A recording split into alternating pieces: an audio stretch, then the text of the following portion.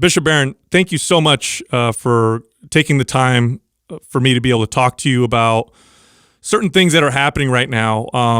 For me personally, it's a bit confusing to see just kind of the way things are going. And the reason why it's confusing to me is because by all objective measures, at least material measures, things have been phenomenal, or at least we've been doing phenomenal objectively, again, materially speaking. Before the pandemic, we had wealth was doing great. Real wages were growing. Unemployment was very low. This was just a trend that had been happening for decades. Crime was at all-time lows as well.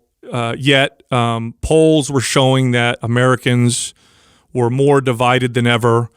Depression seemed to be on the rise. Anxiety on the rise. Lots of mental health metrics seem to be getting worse, especially among the youth. And I know a lot of people talk about the answers being found maybe in more wealth, more material stuff. And it just doesn't seem to match up with what's happening. Of course, we had this pandemic and things seem to be worse than ever. So that's why I wanted to talk to you. You're somebody I turn to for answers when I can't find answers in other places. So I'd like to ask you, what is going on? Why do people seem to be feeling so bad? Why do we feel so divided when, objectively speaking, again, we seem to be doing great in lots of areas? Yeah, good. Sal, thanks for having me on, first of all. You raise a lot of interesting issues there. Here's a first reaction. I'll speak now out of the spiritual tradition. Even if all things are going well, and in the things that we can measure, like employment, like income, that sort of thing, there's more to life than that. And so it doesn't surprise me really at all if depression could be on the rise, even as these material benefits are on the rise, because people need more than that. And what's also on the rise, you and I have talked about this a lot, is secularism. What's on the rise is a bracketing of religion, and I can guarantee you that will lead people down a road to depression. No matter how prosperous we are materially, if we're not prospering spiritually, we're going to walk down the road toward depression. So that doesn't really surprise me. We got to be attentive to a greater matrix than just the economic and the political. Second observation is, let's face it, this past year, the race issue again presented itself as a real danger in our society. What I mean there is, from the beginning, there's been this problem of racial injustice. I mean, without going so far as to say it's the original sin of America, I mean, from the beginning, with slavery, and then coming up even after slavery's ended, in decades and decades of oppression, the civil rights movement, which was a huge step forward, but then that too followed by a sort of stubbornly enduring, racial oppression. So I don't deny that for a minute. And the George Floyd incident and others brought that to the fore. I mean, it brought it again to people's consciousness, and there was legitimate anger about that. Now, it's never right to express your anger in violence, but I understand where some of the frustration societally is coming from. Now, maybe we can talk more about this as we go, but I mean, I'm not at all excited about the sort of woke ideology that has come to dominate this discussion. But that there's a problem, I don't deny for a minute, and that there are these tensions that are really, they're moral problems. So again, to go back to your opening observation, even if we're flourishing at the material level, which we are in many ways, still, if there are moral and spiritual deficits in a society, that's going to lead to all sorts of psychological and spiritual problems. You said secularism is grown and has exploded. What do those numbers look like? What are we talking about? We're talking about, in our country right now, about 26% would claim no religion. And to give you a sense of a proportion there, when I was a kid, so like in the early 70s, it was about 3% of our country would have claimed no religion. Among younger people, say 30 and younger, it rises to 40%. So it bodes very ill for the future that 40% of our young people would now claim no religion at all. And see, I think that's a recipe for deep suffering, Because when you bracket that part of life, that dimension of life, something very deep in us is not going to be satisfied. So those are a couple of the statistics around secularism. Okay, so you also mentioned morality. Yeah. Can we find objective morality without religion? Well, yeah. I mean, so a non-religious person could still intuit that there are objective moral values. I mean, so I think an atheist of goodwill should be able to see that rape or murder, that oppression of people because of their race, et cetera, are all intrinsically wrong things to do. They're all objectively wrong. Now, I would argue what a non-believer can't do is finally justify that, because the question naturally arises: where do these objective moral values come from? They're a bit like the objective intelligibilities that the sciences depend upon, right? Every science goes out to meet some form of objective intelligibility in the world. So naturally a question arises: where does that come from? Why should the world be marked in every nook and cranny by intelligibility? So in a similar way, why are there these moral values and disvalues? Where do they come from? And I would argue the only way finally to ground that intuition is by talking about God, namely a moral lawgiver. But to your question, sure, a non-believer can recognize objective moral values. From my perspective, I think sometimes, just as I've gotten older, I've read more about history, and I realized how much I took for granted widespread belief in what we may call objective morality. It didn't seem so natural when you go back just 100 years. In fact, believing that people should be treated equally is a relatively new concept. If you look at how we've lived for thousands and thousands and thousands of years, using that as an example, it seems like the natural state of man is not, kind of the morals that we may now believe to be objective. Am I shooting in the dark here?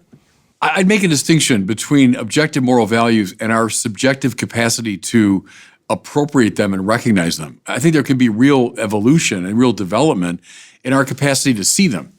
Let's say the fundamental equality of all people, which is grounded, as Jefferson himself saw, in God, right? All men are created equal, because we're not equal, in almost any other area. We're not equal in intelligence or courage or beauty or skill, or we're not equal physically.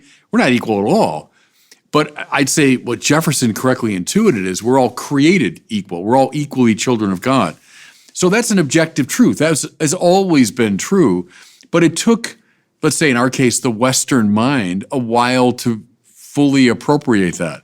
And then I would say fully to pull out the implications of it for the way we organize ourselves politically. So I would say Jefferson and company weren't so much inventing a new set of ideals. They were more clearly appreciating and then appropriating objective moral values. I see. How is this different than the philosophies of, say, Karl Marx, where we're talking now about people being created equal, whereas Marx's philosophy is more about us being equal, and trying to achieve being equal in all, I guess, ways. How are those two different? Well, Marx is coming out of an entirely different philosophical framework. Marx's philosophy of the human person is that we really make ourselves who we are. So there is no objective human nature for Marx. One of his famous lines is, a human nature is the sum total of social relations. So it's the way a society organizes itself economically determines sort of who we are. So there's the human being in a slave economy, human being in a feudalistic economy, human being in an early capitalist economy. And then Marx envisioned human being in perfect communism.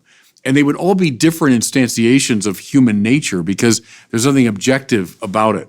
That does have implications for the way Marx understands the moral life, which is why a lot of Marxists following him will say things like, hey, whatever you need to do to bring about the revolution, to bring about communism, okay, because there really is no objective moral value. There's a human nature being created as we go. So Marx is coming out of an entirely different philosophical framework, and I would say finally a dangerous one.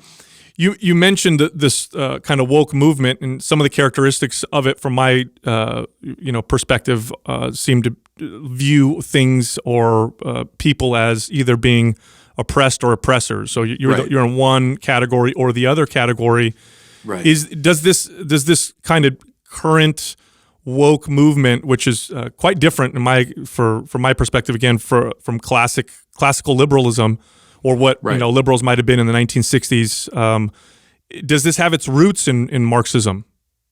Yeah, and other thinkers too, but Marx is one of them. I've identified Marx, Nietzsche, Sartre, and Michel Foucault as some of the major players in the formation of the woke mentality. And I think you're absolutely right. The way you put it there is the tendency to see human beings through this one lens, the lens of power. So who has it, who doesn't have it? The lens of the oppressor and the oppressed. Put it in Hegel's terms, and Marx was deeply Hegelian, the master-slave dynamic. Who's the master, who's the slave? Now, is there something to that? I would say, sure. That's one way we might look at human society.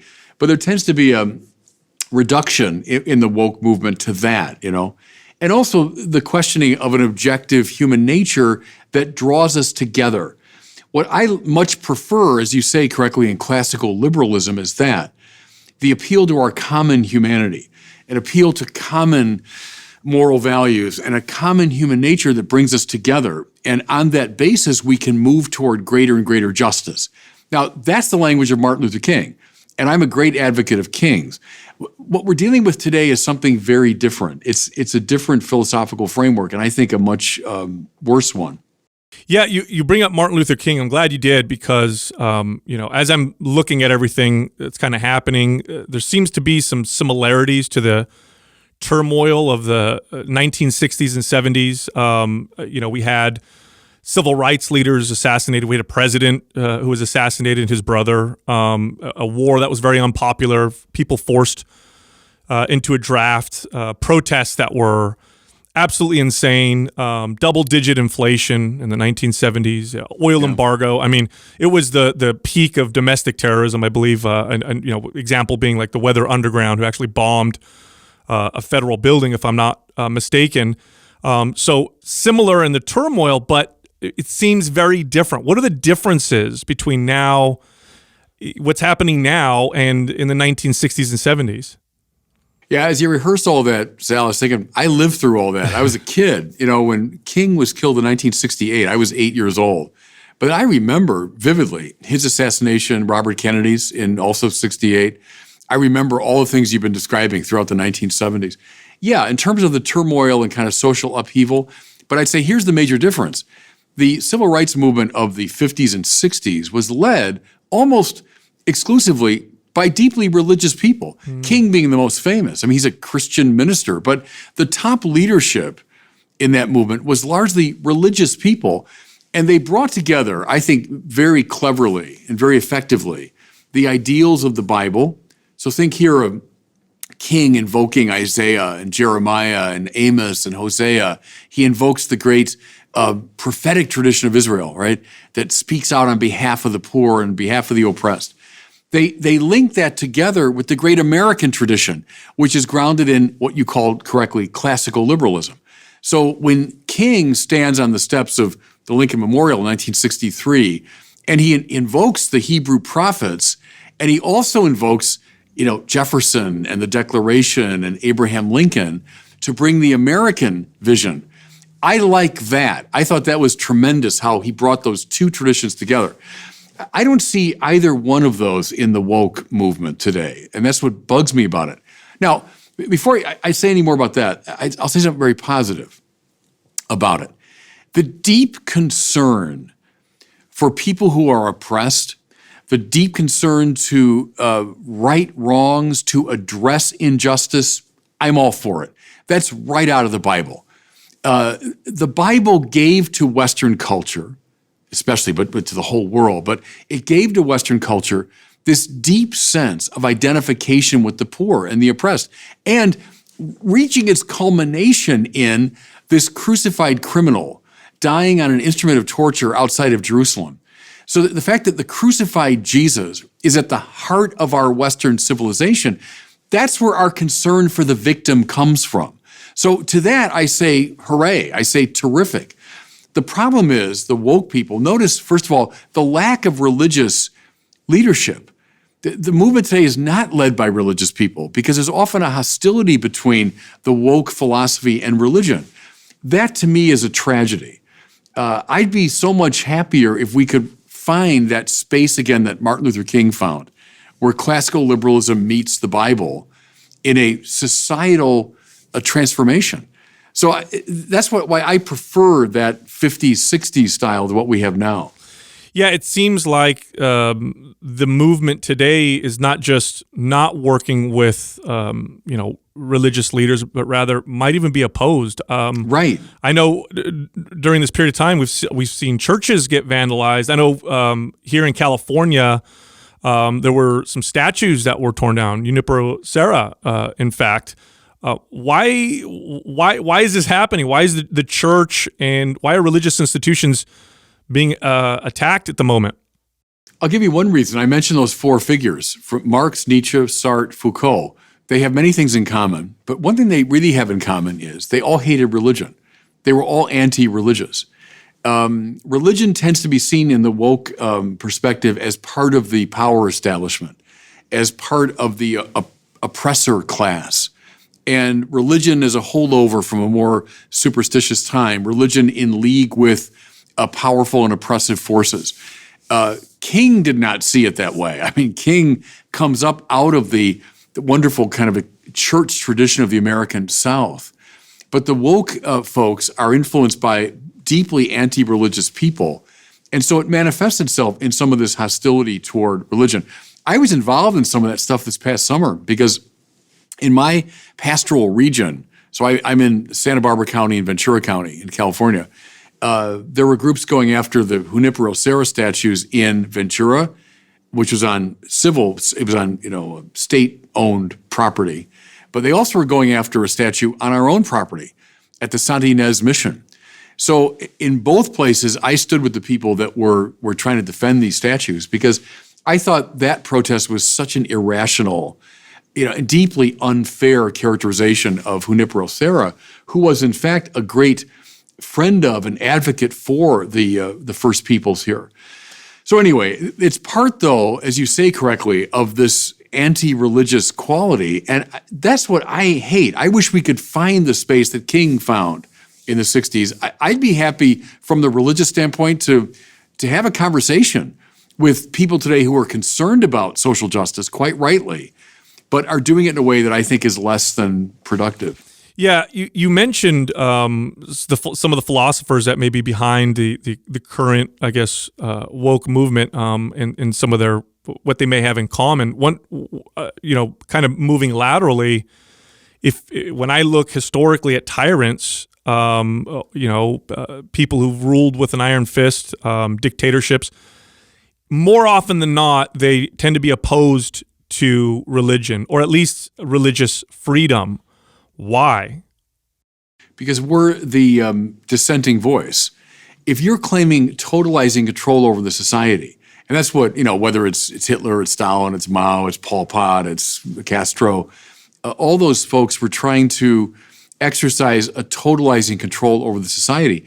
And religion stands athwart that because we think that is a usurpation of power that's completely illegitimate. In speaking for God, too, we speak for a moral norm that stands outside the will to power. So if someone assumes power, they want a totalizing control over society, and there's no check on them, right? Well, what stands athwart that is religion, because religion says, no, you can't control the whole of society, and you are, as we say, under God, right? Your authority is not something you invent and have no limit. You're under God. And see, religion speaks those truths, which is why you're quite right. The tyrants of the 20th century, to a person, opposed religion and saw religion as the problem. And that goes back to the French Revolution. I mean, what really gives rise to modernity is that great event at the end of the 18th century. And what was characteristic of it but a deep hostility to the church. And you'll see that rising up whenever this kind of Jacobin mentality arises. And I think the woke people, it's a Jacobin movement today that has always been anti-religious.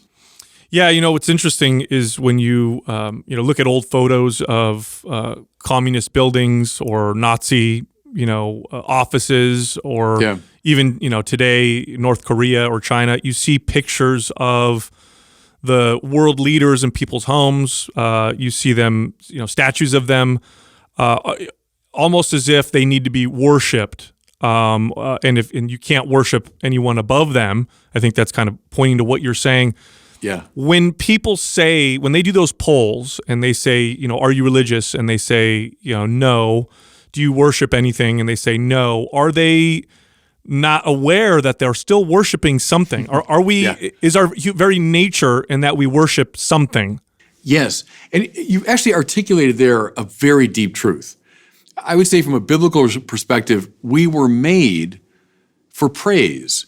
We were made to worship. Read the opening verses of the book of Genesis, and that's what you find is this great liturgical procession of the creatures coming forth from God. And I say that as a Catholic, we recognize in that high poetry of Genesis, as the creatures come forth, it's like a procession. Well, who comes at the end of it but the human being? Well, who comes at the end of a liturgical procession but the one who will lead it, right? So there we see, there's biblical anthropology, is the human being is meant to lead all of creation in a great chorus of praise to God. Now, what's sin? It's bad praise. It's always the same thing. It's bad praise. I begin worshiping someone or something other than the true God. And what follows from that is a disintegration of the self and of the society. Now that, if you want, in a nutshell, that's the book of Genesis. That's the beginning of Genesis in a nutshell. And so you're quite right. When we stop worshiping God, we don't stop worshiping. We just worship something else. So worship just means worthship, right? What do you give highest value to? Everyone's got something. You can say it's my own ego, it's my family, it's power, it's wealth, it's the government, it's the culture, whatever. But everyone's worshiping something. The Bible keeps saying, forget these forms of false worship. Get order to correct worship, So that's a very deep intuition you've got there, which is quite right. Everyone's religious in that sense. Everyone worships something. The key is worshiping the right thing. Yeah, years ago, one of the ways I found you was a video that you actually had put on YouTube talking about this subject, and you talked about power, pleasure. I think it was money. Yeah. Wealth, pleasure, power, honor. Honor, right? And I was an atheist, years ago, and if you asked me if I had worshipped anything, I would have said no, I don't worship anything. But then when I understood that my actions actually reveal what I worship, the way I understood it, and please correct me if I'm wrong, but obviously as humans, every choice we make is based off of values. So, like for example, I chose to wear this shirt today because I thought it was better to wear this shirt than another shirt, and I choose to do this job because it's better than another choice. And what I eat for lunch and along those lines, everything I choose is something that I value more than the other choices, and ultimately at the top of that is my top value, which is what I worship. So in other words, my actions revealed what I worshiped. What's the problem with that versus worshiping God? Why worship God versus allowing myself to just allow my actions to determine something else is valuable or most valuable to me? Because God is the highest value. And so when you forget that and you turn something which is less than God into God, it causes turmoil within you. When Augustine says, "My heart is restless until it rests in thee, O Lord." Like you made me for yourself, and therefore my heart is restless. It means even as you achieve these various goods, and everything you describe, you're right, these are values. My talking to you right now is something I chose to do because it's a value. Now ask the question why about 5 times, and you'll come to the religious level. What I mean is, okay, so you chose to be with Sal this morning. Well, why? Well, because I think he has a good show and he has a large audience and we talk about some important things. Okay, well, why is that important to you? Well, because my job is to evangelize and to try to get the church's point of view out to as many as I can. Okay, how come that's important to you? Well, because Jesus commanded us to evangelize to the ends of the earth. Well, how come that's important to you? Well, I think Jesus is the Son of God, and what he says goes. And take anything you decide, from getting out of bed in the morning. Take the most trivial choice you make. Ask the why question 5 or 6 times. You'll get to ultimate value. Now, if you say, well, guess my ultimate value is I want to be, happy, pleasure. That's the ultimate value for me. Or it's because I want people to admire me. Honor is my ultimate value. Well, it's really important exercise to uncover that. Then I would say, well, if you're stuck at the level of pleasure or honor or power or something, you're not in the right spiritual space. Your heart is going to be restless because it's not meant for something as trivial as that. It's what differentiates us from the other animals. A dog has his dinner and has enough water and has a place to sit down. The dog is blissfully happy. Dogs are much happier than we are. It's obvious, isn't it? You look at a typical dog, they're much happier than we are because they attain what they're meant to attain much more readily. The trouble is, we're built for so much more than, oh yeah, I found enough, food and drink, and I got a place to rest, and I got enough people around me to entertain me. I'm not all that's fine, but I'm not destined for that. I'm destined for so much more than that. And so my heart is restless until it finds what it's looking for. In my space of fitness, you find people who just through their actions worship their bodies, right? They worship fitness, and that ends up turning into a bad relationship with food or eating disorders, overtraining, terrible insecurities, because there's no end to it. And I imagine it's that way with other things. When you see a celebrity who's got money and power and pleasure, and they commit suicide, or they're depressed, and you wonder, well, how they seem to have everything. It's almost as if they're trying to quench their thirst with seawater. Right. And see, you will, as you quite correctly say, you will inevitably become addicted when you get stuck at one of those low levels, because for just that reason. So let's say you attain the physique you've always wanted. It's like, this is like perfect. I just won the top prize I was going for, Well, then the next day I'm going to say, yeah, okay, but now I got to make it better. And I've got to try harder, and I've got to keep going after it. Or you're looking for pleasure and you find pleasure, but the pleasure always wears off. And so now I need to get more of it. And because the heart is actually ordered to God, not to these lower things, I'll get stuck in an addictive pattern because I'll say, well, it's not enough. I'm not happy. I don't have what I want. I just need more and more and more of this lower good. And the answer is no, you don't need more of that. Rather, take that lower good, whether it's your own physique, it's pleasure, it's power, and now give that to God. So you say, I'm doing this ad maiorem Dei gloriam, as Ignatius said, right? To the greater glory of God. Now, your bodybuilding, your pleasure, your power, your political position, whatever it is, will take on real meaning. Now it'll be something that is very life-giving, not something addictive. But that's where I think at the heart of the spiritual life in many ways with these themes. And you see it, if you're a pastoral person, all the time. It's the basic pattern of us sinners that we get addictive in our strategies. Yeah, it's funny as you're talking. I've 3 children. I just had a baby about 3 months ago, and my second youngest is 11. So 11 years later, I had another baby. Yeah, and if I were valuing kind of those worldly things that you talk about, pleasure, money, honor, I probably would never have had any kids because kids are expensive. Yeah, they're very stressful. That's for sure. I'm not having as much, personal pleasure, fun stuff. It's a lot of the stuff is dedicated to children. Is the connection of secularism to people wanting less children, for example? Is that a connection? Yeah, absolutely. Watch when cultures are very ordered to God, they tend to be more fruitful. Why is it in the Bible that the covenants that God makes with us are almost always sealed with the command, go forth, be fruitful and multiply? Because life follows from that. See, it's the fruitfulness of the whole of your ordinary life becomes greater the more you give it to God. That's the paradox. if I surrender that to a higher good, they all become better. They become more themselves. That's, I think maybe you and I talked about this, but the image of the burning bush from the book of Exodus, that's what's being conveyed there spiritually, is the bush is on fire, but not consumed. So the closer God gets to us, the more beautiful we become and the more radiant, and we give warmth and light to others, right? But we're not consumed. It's not like God burns us up. No, he makes us more beautiful the closer we get to him.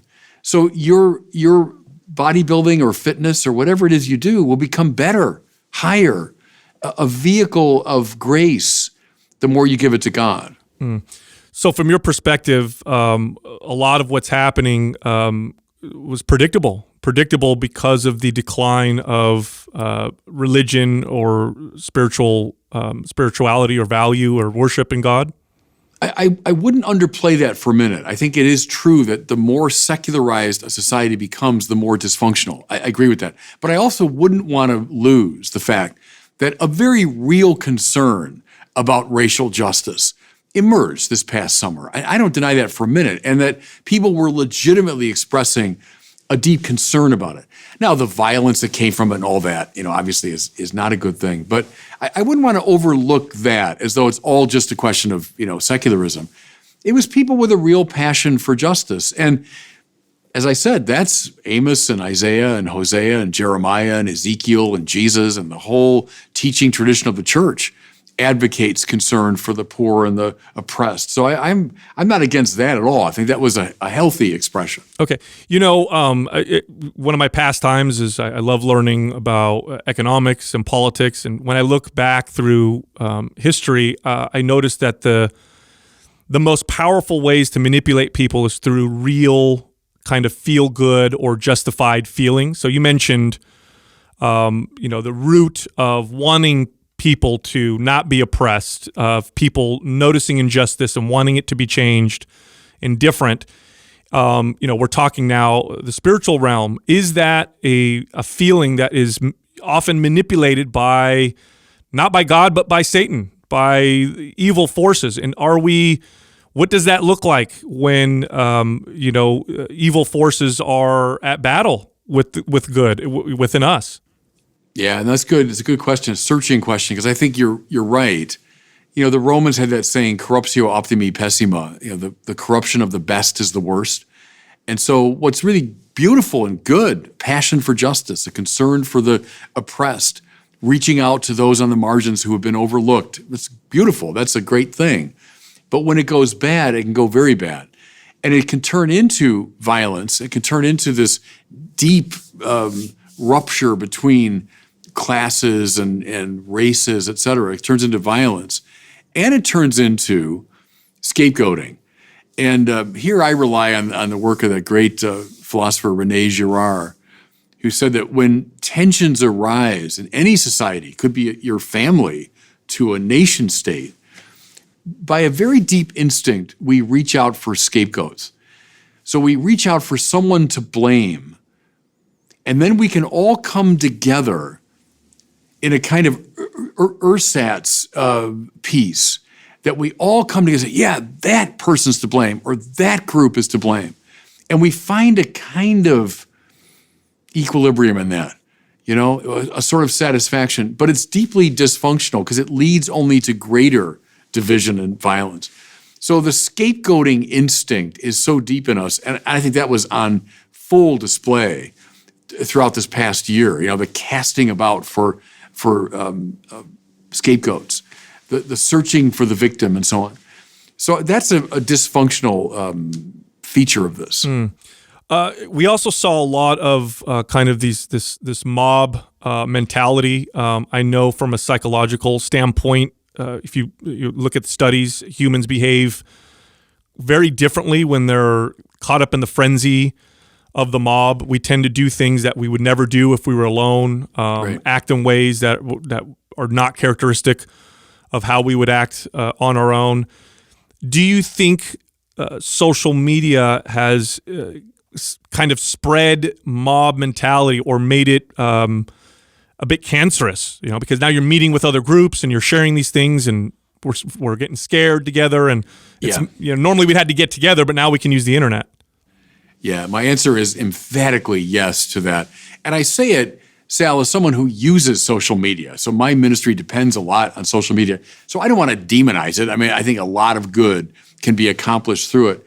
But boy, that's the shadow side. You're right, is it facilitates precisely the formation of mobs. And mob is the right word for what Girard is describing.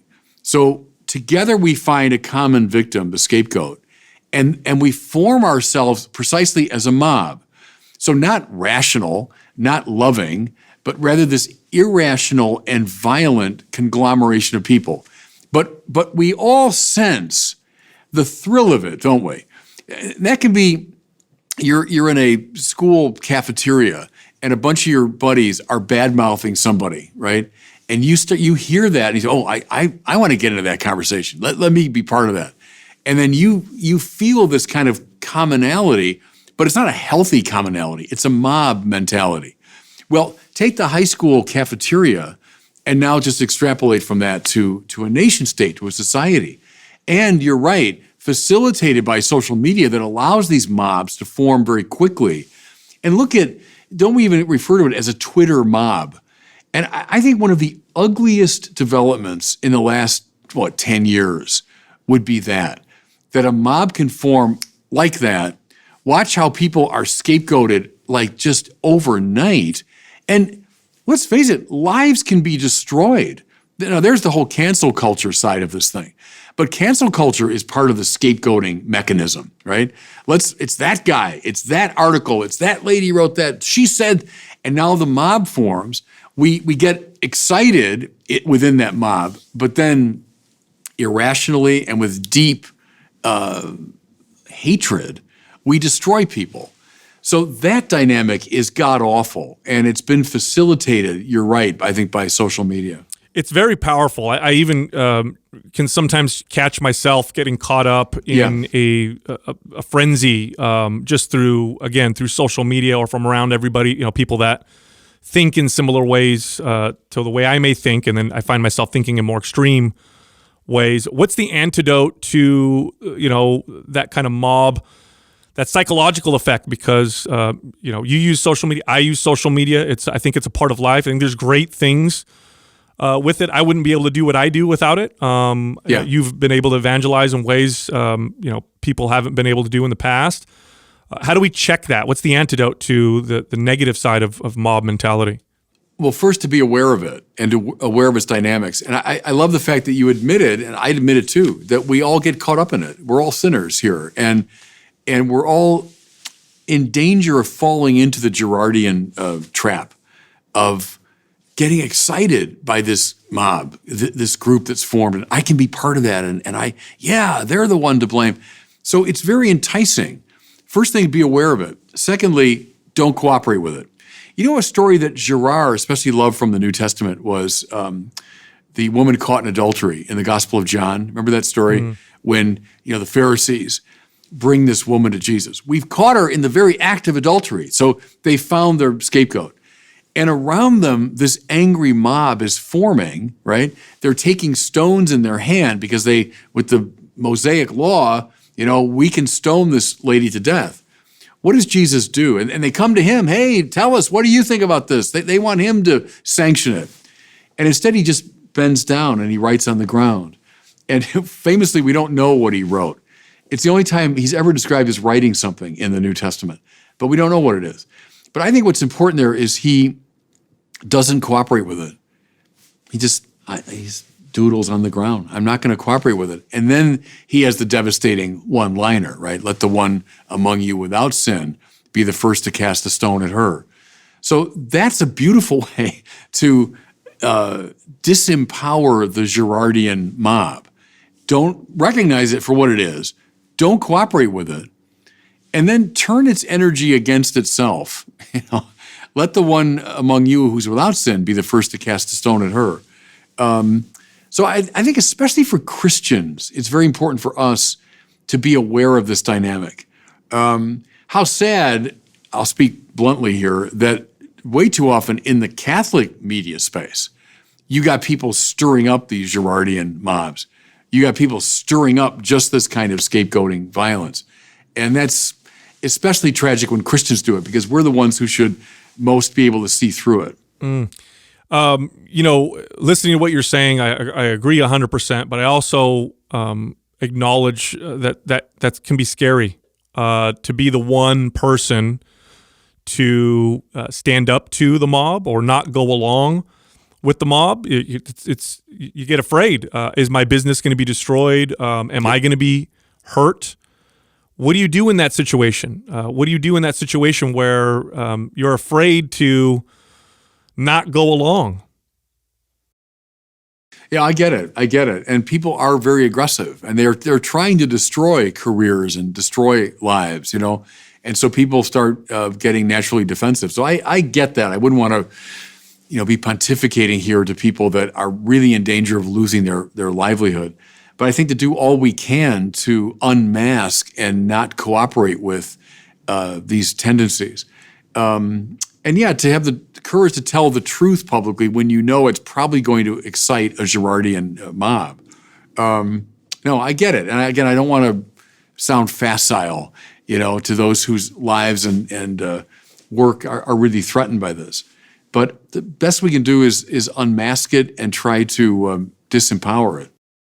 Yeah, I think sometimes what gives me courage is realizing there's probably other people that may want to do the same. They just feel like they're alone. So maybe make them feel like there's other people. Yeah, and there's, again, I want to be careful because I know I'm dealing with people's real lives here. But it's been said that a lot of the woke cancel culture stuff is propagated by essentially bullies. And that bullies are cowards, and we know that from the grade school playground. And so standing up to them can be the best thing, and often disempowers them. And so Jesus in that story is basically standing up to a mob. He's challenging them. He's getting in their face. And now he paid the supreme price. One way to read the cross is precisely Jesus himself becoming the scapegoated victim. So I get that. I get the seriousness of it. But to do all we can to stand up to the bullies. I want to change directions a little bit and talk about the pandemic and the response that we've had to pandemic and maybe what may happen in the future. Let's start with the lockdowns or forced shutdowns of businesses that most governments enacted.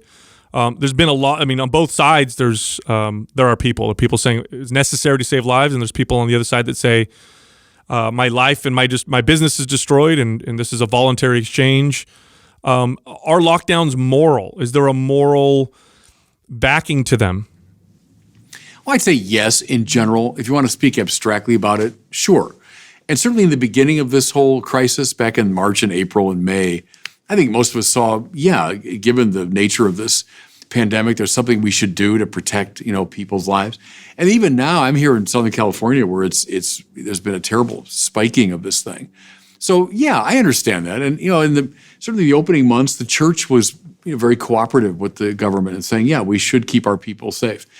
Now, is there legitimate room for a certain pushback or people saying, well, now wait a minute, we've done this, but do we have to do this for the next 6 months? And I think there can be a healthy conversation within the body politic, the people pushing back against the government.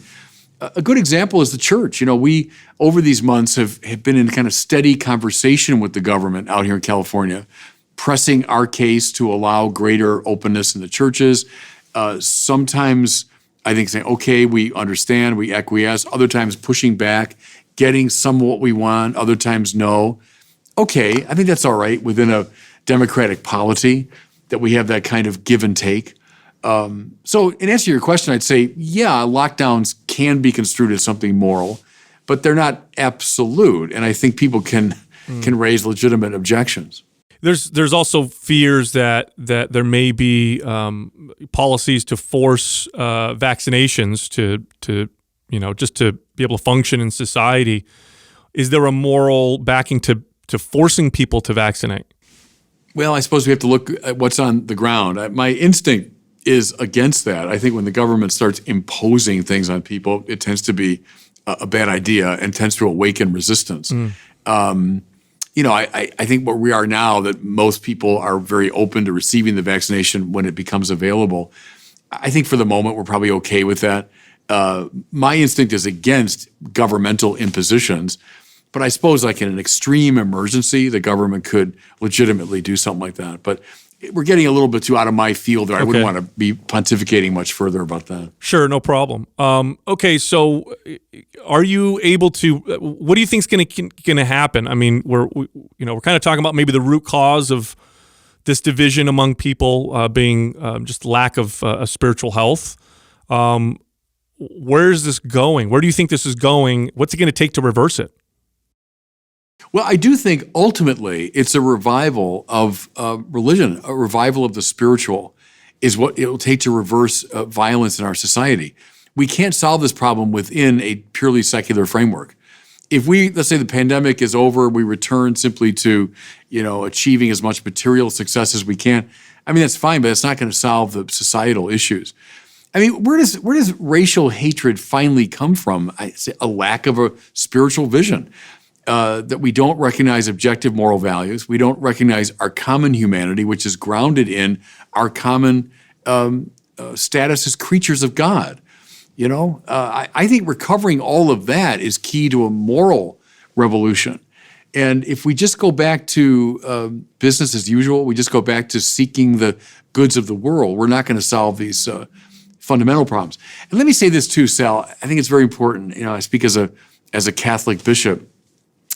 We're never going to solve our problems this side of the end of time. We're a compromised, dysfunctional family. We're made up of sinners. There's no program. There's no political reform. There's no great leader that's ever going to solve our problems. And that's not to be pessimistic, it's to be deeply realistic. We turn to the grace of God, finally. We beseech the grace of God. And there's no moral program or political reform that's ever going to solve our problems. It's been said like maybe a week after the eschaton, meaning the end of time, we might actually solve our problems. So there's a healthy Christian realism, I would say, about that, and a certain modesty in regard to whatever we propose. So, I got it. Here's the solution. Here's what we need to do. I'm always wary of that. Here's the program. Well, there's no program that's ever going to solve it, because the problem is a problem of sin, finally. When things get really challenging, societally speaking, do we tend to see people become more religious, or do we see people move away from religion? And then the second part to that is, how has this affected the Catholic Church? Yeah, in answer to the first part of your question, I'd say yes, tends to be the answer. And the reason for it is religion tends to flourish when people are brought to certain limits. See, as long as I'm living my life, I'm basically happy, I'm having my needs met and so on, okay, I'm all right.